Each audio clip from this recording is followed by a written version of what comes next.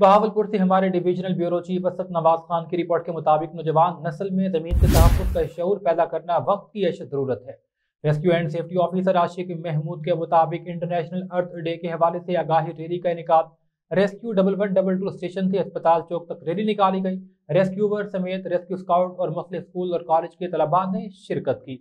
जमीन को साफ सुथरा रखना, रोजाना की बुनियाद पर पौधों की हिफाजत की आगाही बैनर शुरका ने उठा रखे थे।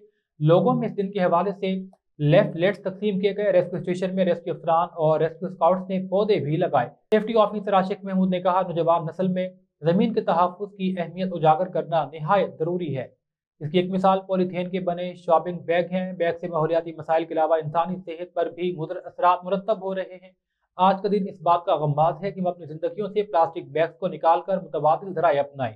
उन्होंने कहा कि वो दिन दूर नहीं जब इंसानी जिंदगी और खासकर हमारी इकलौती जमीन को प्लास्टिक धुएं के मुदर असरात से शदीद खतरात लाहिक होंगे। स्टेशन कोऑर्डिनेटर मोहम्मद शफीक ने मुख्तलिफ स्कूल और कॉलेज के तलबा को जमीन दोस्त बनने से मुतालिक आगाही लेक्चर दिए।